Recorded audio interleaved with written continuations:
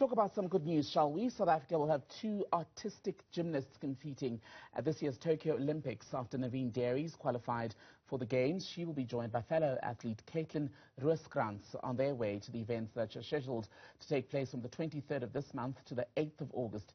Naveen and Caitlin are joining us now live to talk more about their Olympic journey. Ladies, good afternoon. Thank you so much for your time. Are you ready for Tokyo? Yes, so ready and so excited. Thank you so much for having us. It's a pleasure. And Naveen, you qualified after a grueling competition in Cairo, Egypt. How was it? It was very intense, and I mean, I worked so hard my entire life, my entire gymnastics career for that moment, and just having qualified is so surreal, and I'm so excited. And Caitlin, your qualification is also quite a significant moment for the country because you will be the first South African woman artistic gymnast at the Olympics since 2004. Yeah. So I qualified in 2019 at the World Championships. It was quite a while ago, but it was a very historic moment, not only for me, but also for the country, being the first woman to qualify since, like you said, since 2004. And yeah, it was a very proud moment for me. And, you know, I mean, I don't follow much sport. I don't even go into a gym. What is an artistic gymnast? An artistic gymnast, so you get different disciplines in gymnastics. And artistic gymnastics is one of the disciplines, and it comprises of 4 different apparatus. So it's gymnastics with the floor exercise, vault, the uneven bars, so you swing, and then balance beams. So we are all-around gymnasts, so that means we compete on all 4 apparatus. And Naveen, when did you first realize that this was what you wanted to do? I think quite from the beginning, actually. I started when I was 7, and then from there on, I instantly fell in love, and I have such a huge passion and love for the sport that I knew I wanted to go far since maybe I was like 10 or 11. And Caitlin, was it the same for you at an early age? Yes, yeah, it was very similar for me. I started gymnastics also at the age of about 6 years old. And at the beginning, it started off as not really competitive. You do it just because it's amazing. You get to do fun tricks, all safe and stuff. And a few years go by, and then you put in competitive gymnastics, and we realized, our passion and love for the sport. And I think I envisioned myself going really far, and I wanted to explore that. The Olympics begin in Tokyo, Japan on the 23rd of July.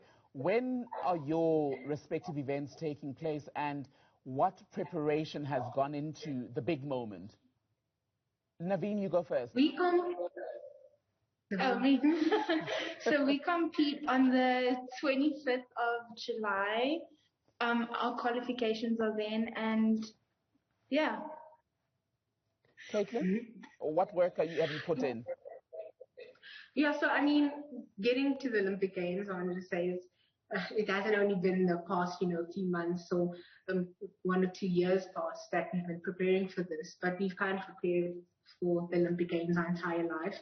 The Olympic Games is, I think, every end goal for every athlete. It's the pinnacle of the sport, and we've been preparing our whole lives for this moment. But I think it was after the 2018 Commonwealth Games, when Naveen went and I didn't, that we started gearing up in full force for the Olympic Games. Naveen, has COVID-19 changed the way you train and the way you have to now approach your work as a gymnast?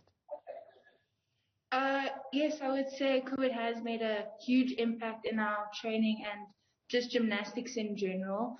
We've learned to deal with sometimes being a lot more patient with ourselves and our bodies and our mental health, obviously. So we've learned to almost like focus on the little details, not just in our gymnastics, but in our lives, our daily lives, making sure that mentally we are healthy and do